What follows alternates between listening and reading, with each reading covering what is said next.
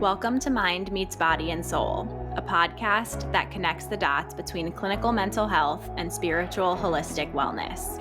I'm Heather, a licensed clinical social worker and mental health guru. And I'm Devon, a Reiki master, spiritual teacher, and lover of all things woo-woo. We're here to discuss various wellness topics, highlighting the connection between the mind, body, and soul.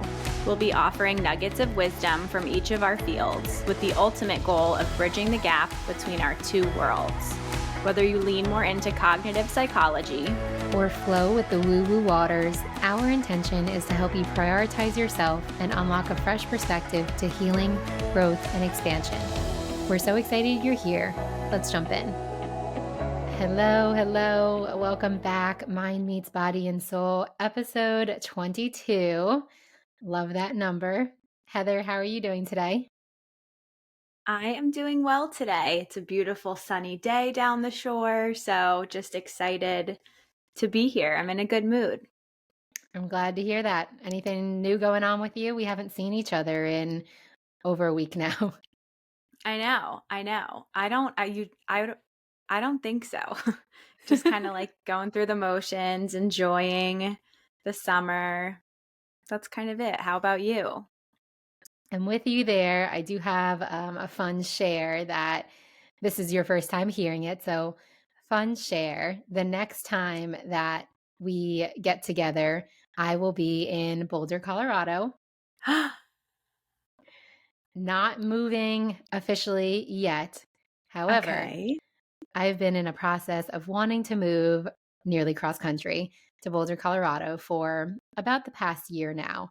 And I've been facing a lot of resistance, a lot of like holdups, a lot of blocks to getting there, and, all part of my current healing journey. But I did want to find some creative ways to get myself out there. And I finally feel like I'm getting like the green light. And so I'll be house sitting out there for anywhere from 3 to maybe 6 weeks, maybe leading into finally finding my home out there. So I will be there starting next week. And when this episode drops, I'll have been out there probably for a week or two now. But yeah, so if you're watching the video and you're seeing this pile of clothes over there, it's just me getting ready to pack all of my stuff. Oh my gosh, Devon, that's so exciting. That's been like a long time coming. You've been really patiently waiting for this, and I'm so excited for you. Thank you. Yep. So new setting, new environment when we record our podcast. I'll be in other people's homes, house sitting there, cute cats, dogs, whatever. And we'll be coming to you from the mountains. I love that. That's so amazing. Thank you. So lots of things, lots of big, exciting things happening in your life. You're all over the place. I know you've been at a bunch of weddings recently, and I know that was actually something you texted me that we could make an episode out of. So this week we'll be talking about, or in this episode, we'll be talking about emotions, which, as you know, the therapist in the conversation, I'm so here for. And I can't believe it took us 22 episodes to get to talking about emotions. But I'm excited for you. These are really fun, big things that are happening. And I'm excited to chat with you today and chat with you when you're in the mountains. Thank you, Heather. Yes, it's funny that it has taken us now, 21 to get to 22 talking about emotions. We've teased it in a number of episodes. We're like, we'll have to have a conversation, down the line on emotions, which is a topic that, cringeworthy for everybody. You and I love talking about emotions. So I had a very emotional experience this weekend, and I texted you in the moment that it happened, and I was like, all right, well, we know what we're talking about for this episode. So at this wedding, beautiful weekend, celebrating one of my longtime friends getting married, and it was the day of her wedding. We're all getting our hair and makeup done, really excited to be there. And I get a FaceTime from another friend, also another longtime close friend of mine. And unfortunately, both of their wedding dates coincided with one another. it was my first wedding conflict. And it was hard because they were both two friends whose weddings I would have been a part of. And so leading up to that time, I had communicated with my one friend whose wedding I wasn't going to be able to make. And I had asked her to FaceTime me, while we're both getting ready so I could feel like I was also a part of her day. And of course, leading up, there was like a feeling of sadness that I was going to be missing her big day. But I didn't quite realize how much it was going to affect me, or I didn't quite realize how sad I would be over missing it until the moment that she FaceTimed me in her beautiful hair and makeup. And I just started bawling my eyes out the moment that I saw her. And it was such a conflicting moment because here I am, like, so happy to be here with my one friend who's getting married and so excited for her and wanting to be so present with her. And yet at the same time, feeling just very sad over missing the wedding of another close friend. And it was in that moment that, like, again, that conversation of duality comes up all the time where I was feeling both happy and very sad. And given some time to kind of process through that, I then texted you and I was like, all right, well, this is what I'm experiencing. Conversation on emotions is officially coming in. So let's bring it in today. It's so important to share. Like, thank you for sharing that extremely honest perspective and honest experience that you had, because I think it's so common. We like to think that, like, I'm having a singular feeling and it's this. I'm feeling sad, or I'm feeling happy, or I'm feeling one way. But I think we don't understand, or it's just the human part of us that it doesn't like the messiness of complex emotions. And there's so much. I mean, we'll get into all of this today, but I think so often that's exactly what we're experiencing. It's confusing, it's uncomfortable, they're conflicting. And that's, again, that like duality, that like multiple things, especially two things, can exist at the same time. Yeah, there's so much to this conversation. So I know we can just like fully dive in. I have so many thoughts that are coming up. So why don't you kick us off from the clinical psychology world? What are emotions? Emotions are our reaction to a trigger or to a situation. It's a subjective experience that we're having about some external, or I guess internal, event.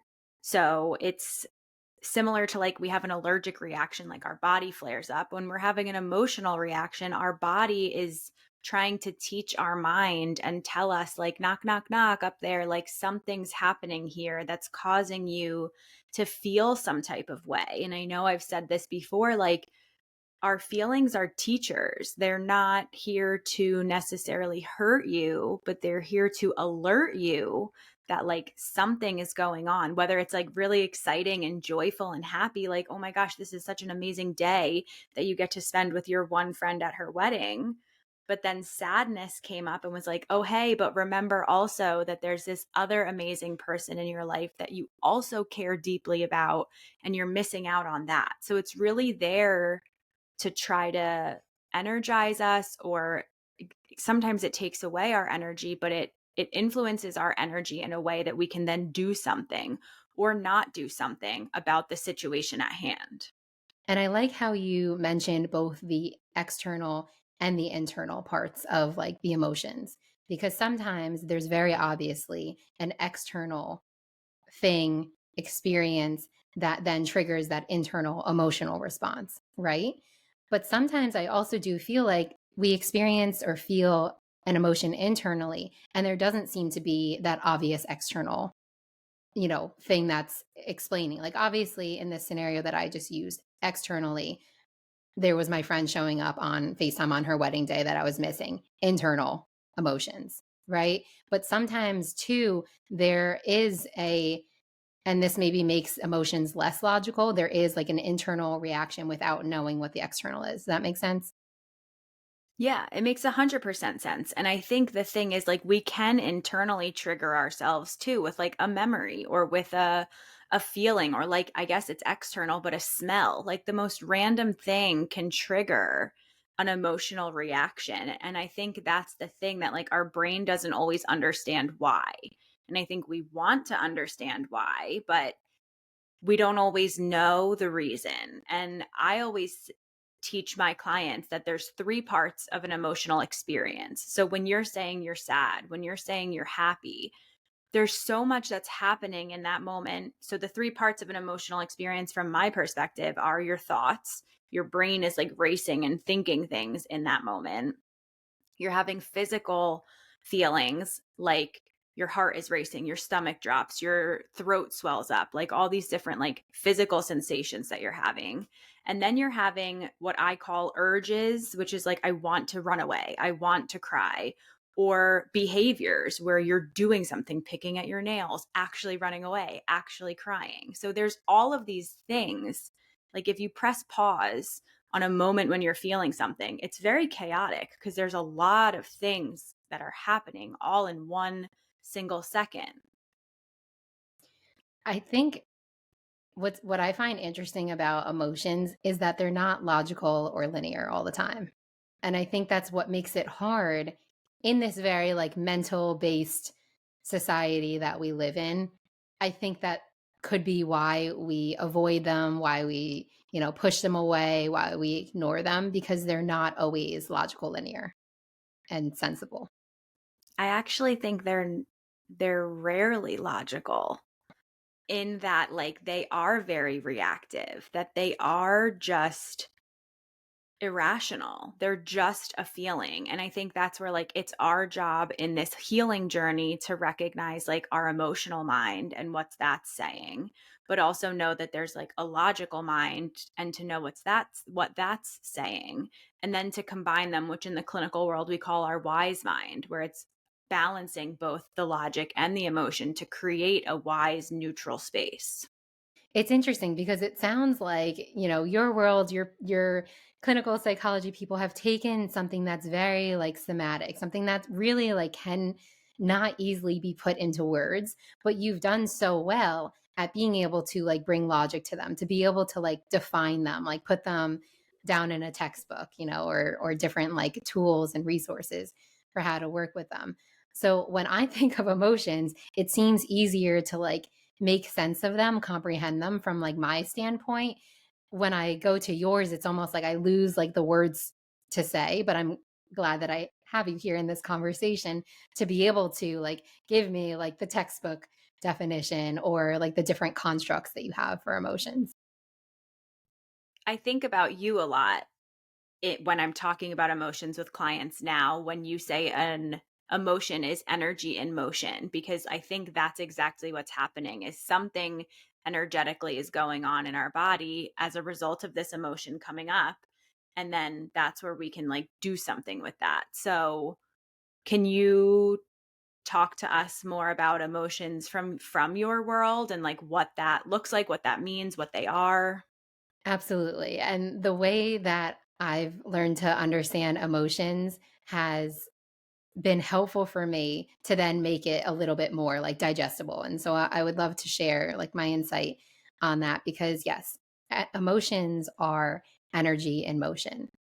We are energetic beings. We are made up of energy.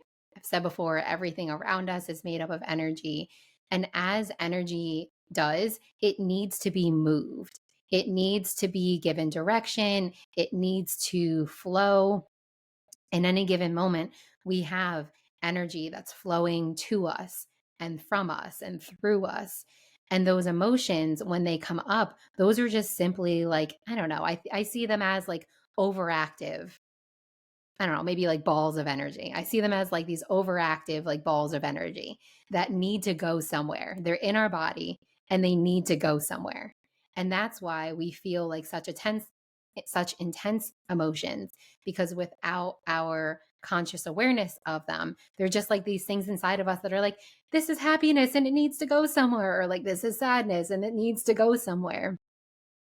And so when it comes to our emotions, looking at them as they are, energy in motion, we recognize that we have a role to recognize them, to acknowledge their existence, and then to move them out of our bodies. And it's uncomfortable with all of this energy that's moving around in your body. Like you want to do something about it. And for many of us, it's like crying. That's an energetic release. Or if you're not a crier, maybe like the opposite end of the spectrum is like you're running from those emotions. So that's when we see ourselves turning to different coping mechanisms that are not as healthy for us or that are unhealthy for us. Whether that's like, scrolling through social media just to distract yourself, or whether that's turning to like substances, right? Like these energies are so intense in our body. And if we don't give them a place to go, if we just try to push them down, if we try to numb them, it may help in the meantime. But that's when we see like over time a buildup of emotion that then manifests as like anxiety, stress, depression, and worse. That makes so much sense. And I think that's why I get so protective of my clients sometimes when they say they want to come into therapy and learn like coping skills or something, because to me, I don't want you to just put a band-aid. I think of a coping skill as like the emergency button. It's kind of like a band-aid. It's not going to fix the root of or the crux of the problem, but it's going to help you do something in that like crisis situation. But I very much understand that that's not getting to the deeper parts of this emotion. So I tell my clients all the time, and I just posted something on Instagram recently about like sitting in that feeling is so uncomfortable and so hard. And I'm not saying you have to sit in it and do nothing, but I'm saying you have to sit in a feeling and feel your way through it, because that's how we're going to, I guess what you're saying, like connect with that energy and move it how it needs to be moved. Because if we're having a feeling and then like diverting or distracting ourselves or doing something else, like that's not necessarily helpful to the energy that's then being like stuck in your body almost. And it's interesting because I think this comes back to like the world that we live in and how like we're very much like doers and problem solvers. Like an emotion comes up, what can I do to fix this right now? Like we don't want to sit with our feelings. We don't want to take the time to process them because we also don't feel like we have the time or the space and the desire to sit with it. So I can see how like, people would come to you, same, like people will come to any type of coach, healer, therapist and be like, okay, this is what I'm experiencing. How can I fix it? And that's the really frustrating part about our emotions is it's not just, as you said, let's slap a coping mechanism onto there. Because sometimes it is. And like, this is where I think dealing with emotions is a more like spiritual or somatic process because it's not something that you can be like, oh, hey, sadness, there you are. Let me slap on this coping mechanism and like, woof, all gone, all better. No, for sure. And I often tell people too, like, I think of feelings almost as toddlers. Like, the more you try to ignore it, the more it's going to throw a temper tantrum. It's going to get louder. It's going to start kicking and screaming. And, like, it's actually our job to sit down with that feeling and say, okay, sadness, what's going on? Like, what are you here to tell me? What are you here to share with me? And I don't have to live in that space, but like it's just trying to like alert us or make us aware or protect us from something. It's just part of our human experience that I think we don't want to have. They make us uncomfortable. I think we like to think we're these like logical, intelligent humans, but we're actually these like emotional beings just fumbling our way around and like dealing with all of this stuff. Yeah. I mean, let's look at like what things are like when we're kids and the way that we perceive adults too. Like when we're kids, it makes sense that we're emotional beings. Like kids, we're allowed, we're seen as being allowed to like throw these tantrums, to be able to like just be sad and not know why we're sad. But when you look at the way that adults are, or at least when I was a kid thinking about adults, it's like adults have their shit together. So it seems, right? I rarely ever saw my mom cry. I rarely ever saw her like lose her shit. Or if she felt lost in life, I had no idea. And so then we grow up thinking, okay, I'm an adult now. I have my shit together. Therefore, I cannot let my emotions be present. I mean, think about, we talked about this a little bit when Alex was on the episode a few months ago at this point. And there's so many things we say, like man up or suck it up or pull your big girl panties on or just like deal with it. Like, I think societally here, at least in our country, in the US, like emotions are seen as weakness. Vulnerability is a weakness. And I couldn't disagree more. I think that true strength is being able to have a really intense feeling and still do what you need to do and be a successful and accomplished being. But you have to feel your way through that and make sure that you're doing that brave and courageous work and then overcoming it. So yeah, I mean, I don't think we're really necessarily fully taught how to feel our feelings and how to navigate these experiences other than kind of like dodging and avoiding them. And then they get stuck. And that's why all of these things, like you're saying, depression, anxiety, like manifest themselves later on. And then we have to do even more work to try to like heal from that. I think as kids, we are, we're taught like the basics of emotions, right? Like we're taught like, oh, this is sadness or this is how I don't know. I can think back to like early childhood and you're taught how to label emotions. But Hmm. then felt like piggybacking off of what we're talking about here is like we're not modeled how to work through those emotions. And it's nobody's fault. It's really like a societal problem that we're not modeled as adults how to work through those heavier emotions. And that's why you see so many people shutting down. And the people who are more expressive with their emotions, as you mentioned, they're seen as weak. They're seen as like overreactive or maybe emotionally immature. And the reality is that what makes us human is our ability to feel all the feelings, all of the good, happy, positive seeming emotions paired with the grief and the sadness and, the pain. The whole conversation that we're hearing about with like AI today, like the rise of like AI, it's like nothing is ever going to replace like the human capacity to love and to feel and to share emotion. If you don't want to feel your feelings, that makes you a robot. Like the only possible way to not feel is to be like a robot. Yeah. I think we've labeled feelings a little bit too. Like there's good feelings and then there's bad feelings. So like happiness is a good feeling and that's where like all this toxic positivity is now coming out, and joy is a good feeling and peace is a good feeling, but anger or sadness or fear, those are bad feelings. And like we are then confused. Like, so we can feel some feelings, but we have to suppress and numb and avoid and disconnect from other feelings.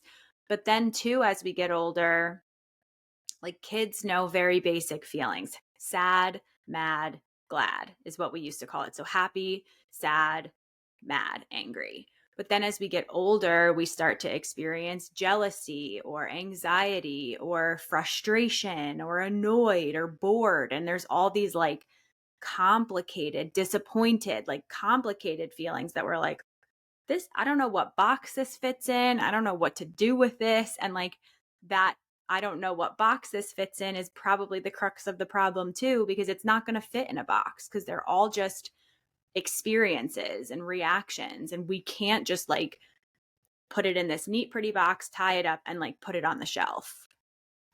This makes me think about the one episode, probably on the conversation of duality that we had, where you brought up the movie Inside Out. I think both one of our favorite movies. And Mm-hmm. so let's talk about Inside Out. Let's talk about like, how that movie very accurately portrayed like what it's like to have those emotions, because the point that you brought up was how the both emotions exist. But as we love doing, like it's easy to just like bring up a movie and to kind of go into to kind of break it down to incorporate into our conversation. So since you first brought up that movie, would you like to expand on that? Yeah, I love that movie. I've watched it numerous times because I think it so beautifully demonstrates how one chaotic it can feel to have an emotion when you've got like all these little um characters up in your brain trying to like get control of us, whether it's our anger that's like, yeah, let me get in there and like piss somebody off, or it's fear that's like, oh, run away, like this is a scary thing, or it's like disgust that's like, ew, like we want nothing to do with this. So there's all of that that's happening. Sadness in that movie gets a bad rap. They're like, let's put sadness in this circle and make sure like she stays there and like doesn't interrupt or interfere with anything. But actually, sadness ends up, spoiler alert, sadness ends up becoming like a key role because we have to feel her. We have to feel those feelings. And in order to feel joy, we also have to know sadness. In order to feel calm, we also have to know what it feels like to be anxious and chaotic. Like we have to be able to experience both sides in order to like understand and truly appreciate all of these different moments of emotion. Because that's the other thing I want to say here too, is that like emotions are moments, they're like blips on the radar. We don't live in happiness. Happiness also is a feeling. We don't live in sadness. Sadness is a feeling. We can live in peace. We can live content. We can live like neutral and like balanced, but then we go up and down. We don't live in these highs or in these lows. I think that's a great point, also beautifully explained. And yeah, spoiler alert, but also like really important to note that like that sadness is sometimes what like excels us or like gets us to a point where we're then feeling a lot happier. And something that I was thinking of too is that I appreciate how in this movie, it was very much like main character was this younger girl. But I also like how they had then the parents like inner emotions and characters because I felt like that was a great demonstration of how like as an adult those emotions also play out and like Call into Pixar, I would love to see like a part two where it's like the adults, like let's see how that plays out in adult world as well. So that we can have like a more representation of what it's like as an adult to feel our feelings in this very messy world. It's messy. And I think that's the point, that like I'm also not here saying that like you should be walking around deeply feeling every single feeling that you're having at every moment in the day. I very much understand that it's not appropriate for me in the middle of a work meeting to start bawling my eyes out, or like if we're trying to record this podcast to be like dwelling in my anxiety. Like I'm not saying that we have to live in the emotion either, but at some point you can shelf it temporarily. Like I'm fine with that because I think it's realistic, but you have to come back to it.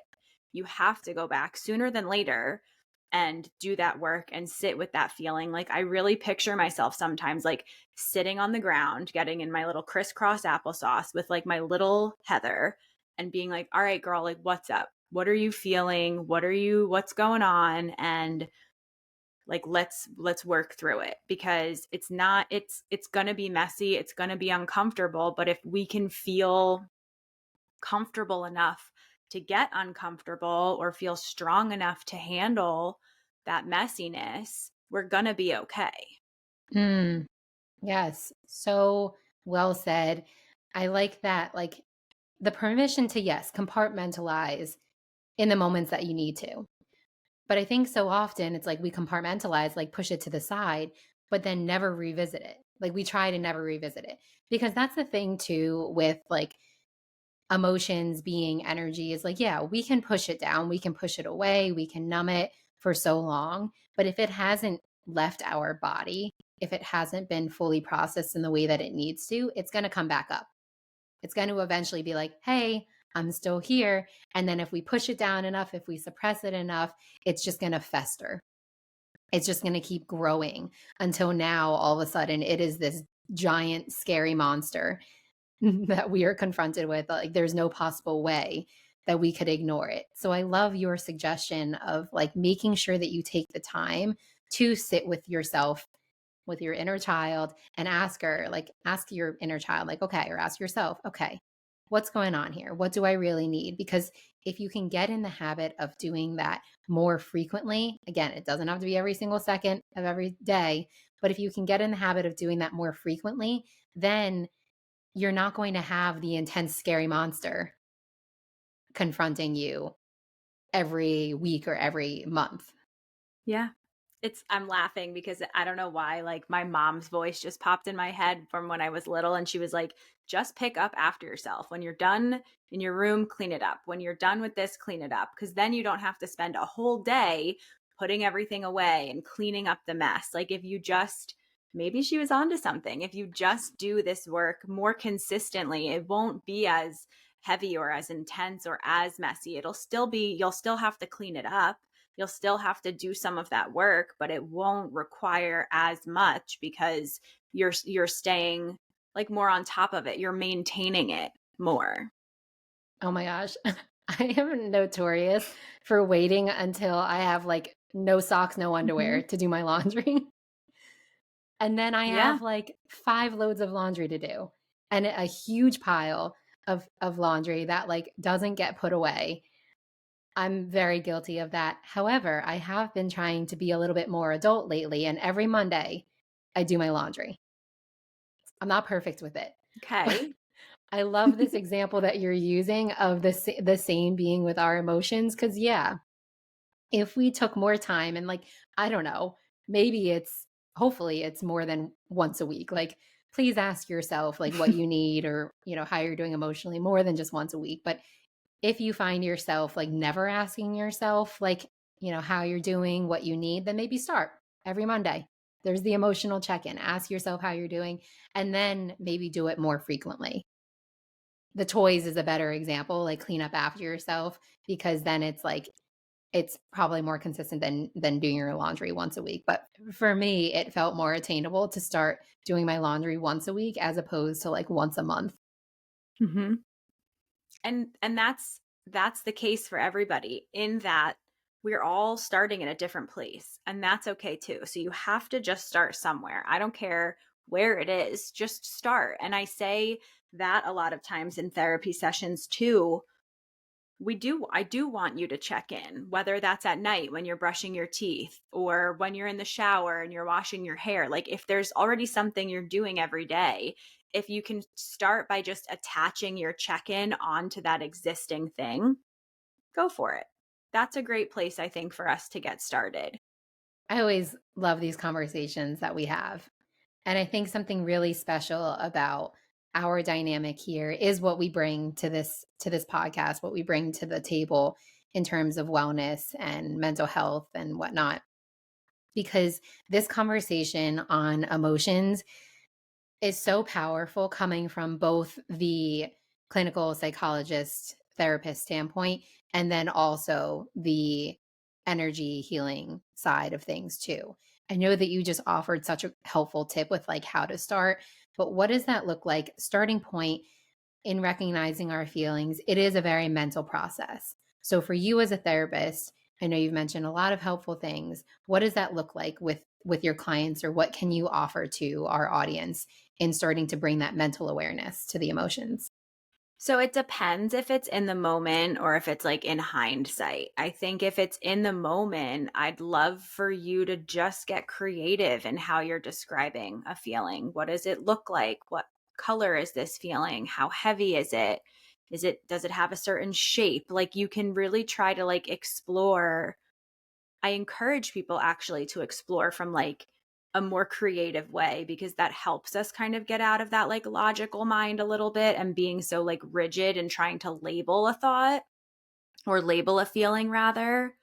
But also then questions like, what is this feeling trying to teach me? Or what was it that might have triggered this feeling? Or does this feeling remind me of another time or a memory? Do I have a memory associated with this feeling? Like, I think it's really just getting down and dirty in the curiosity of this feeling, not judgmental. None of those questions are intended to like judge the feeling, but genuinely trying to understand and like play detective a little bit with it. Where is it coming from? What is it alerting me of? Is it protecting me of anything? Like just asking all these different questions.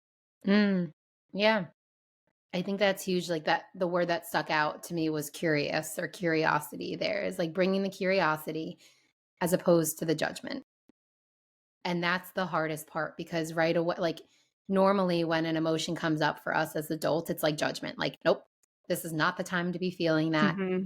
Bring in the wedding day example. Was it really appropriate for me to be crying on the day of somebody else's wedding from an ego standpoint, judgmental standpoint? Like, no, that wasn't like fair to the bride for me to be crying and yet at the same time it was so valid and it was okay.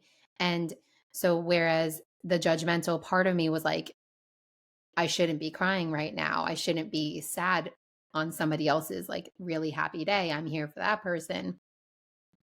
That curiosity or that non-judgmental standpoint with emotions is like right away.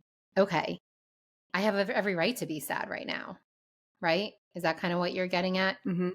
Yeah. Yeah, and I think it's you love your friend so much. There's so much care that you have for her that your sadness is going to match that. So you sitting down and saying like, "All right, what is this feeling? It's sadness." Okay, like where is it coming from? It's coming from I'm not there with my friend on her wedding day. Well, what is it trying to teach me? That this is a big special day in her life and I'm missing out on it. Not to invalidate that you're also there for your other friend on her beautiful, big, special wedding day. Like those two things are both valid. And it's just trying to be like, yeah, this does suck. And I don't have to live in that suckness. And I'm not going to spend my day dwelling on that. But like, I'm going to feel it. I am sad. I love her deeply. I care about her so much. And I am sad that I'm not there. And that's doing the work. That's why I think those questions from my clinical world are helpful because when I'm saying like sit in a feeling, people are like, well, what the hell does that mean? And I'm Yeah. saying like ask those questions. Sitting in the Yes. feeling is being curious. Sitting in the feeling is doing that like detective work. Beautiful. Yeah, I think that's like a great starting point. And then with your clients too, like what does the processing and releasing of emotions look like? Because I know that I've seen so many great suggestions for you, like using your breath, right? Like using the calm strips. I think that you use like the different. Mhm. I've seen some techniques, but just to ask you directly, like what does that processing and releasing of emotions look like? I think again, it kind of depends on what the feeling is. Like if it's a sad, low feeling, it's like nurturing and self-soothing. But I think if it's like a more intense feeling like anger or anxiety, I think it's something that like, yeah, maybe we do a breathing exercise or maybe we do a mindful body scan and just kind of like notice where the feeling is sitting. I'll tell people like go for a walk, like do something if you're feeling this like buzzing of energy and anxiety, go ahead and do something with it. Like go for a walk, call someone, talk to someone, kind of like releasing it in that way. And I think this is where our worlds collide because coming back to the emotions are energy in motion, that energy of the emotion needs to go somewhere, right? It's Mhm. not helpful all the time for us to like truly, it's not helpful for us to like just sit in place and not do anything. Like Mm. sometimes we do need to move. And I know when you said sit with your emotions, you didn't mean like physically just sit and just be like still, like what Sitting. sitting with your emotions is just more or less being present with your emotions. And then it's doing something about it. Like, yes, we like to push it away, drink it down, numb it, suppress it, and whatnot. That is not moving the emotion out of your body. Like, that emotion needs to come out of your body. For some of us, big hand raise here, it's crying. Like, crying is an energetic release. I also find it sometimes to be a little bit too much. Like, I am in ways too much of a crier, but that does help me. It's not going to be for everybody. Like as we have these conversations, it's so important to note that we are also uniquely wired. Whereas I can cry at the snap of a finger, that's not going to be the vibe the way for somebody else. And I'm not here to tell you to like start crying. If you've never been a big crier, you're likely going to stay that way. And so my suggestion would be to move in some way. Like you suggested, breathing exercises, you suggested going for a walk. In that moment, when I was very emotional over, the wedding situation, I had to get outside barefoot in the grass. I had to connect with nature. I like to do like my chakra balancing techniques because I needed to move that energy out of my body and shake it off too. Like a very somatic practice is just shaking your body. And it's almost like, okay, emotions that are inside my body, I'm shaking them off, just like animals do. Animals are great at shaking off energy. That's actually really true. I see Tortellini, my dog, stretch and get up and shake or like move like that. And I think that's another great one. I'll say color, doodle, journal, like Mm-hmm. create something. Like there's just something that has to happen with the feelings.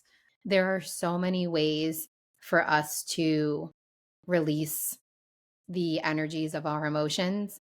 This is why I love talk therapy, because for me, talking it out with somebody else is so huge. Our words are energy as well. They're what help get the emotion into physical form and out our throat chakra, out our mouth. So that's why I love what Mhm. you do, because talking is so helpful. And then I think that there's Yeah. also so much power in the somatic work, the body movement part, Mhm. to get it up and out as well. Mhm. I think we did it. I think we did it too. And the last thing I just wanted to add is like, we say all the time, feel your feelings. And I think that there's so much more to that. It's acknowledge your feelings, validate your feelings, feel your feelings, and then process and release that. I know it's so simple to just be like, feel your feelings, sit with your feelings. But like, that's so complex and messy. And we know that. With that, I think in wrapping up, I think it's your turn this week to take a look up at your vision board and let us know what's calling out to you. The first thing that comes to mind is if you're doing it right. There's no right way to feel, to process, to release your emotions as long as you are doing it in a way that's conducive and healthy for you. Yeah. You're not doing it wrong as long as you're like staying safe, of course, and all of the things. Like feeling them looks different for everybody, and you have to start somewhere. So if you're doing it right. I love that. Me too.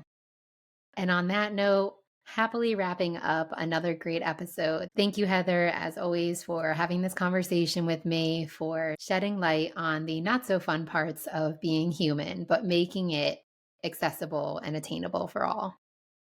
And thank you, Devon, for bringing in this important conversation and leading the way and just allowing the space for these types of conversations. So I appreciate you. I appreciate all of our listeners, and we'll see everybody next week. Sounds good. Bye. Bye. We are so glad that you took the time to share this space with us. We'll be releasing new episodes of Mind Meets Body and Soul every Tuesday, so be sure to give us a follow and share this podcast with those you love. To connect with us and join our communities, head to the show notes where you'll find our contact information and individual websites.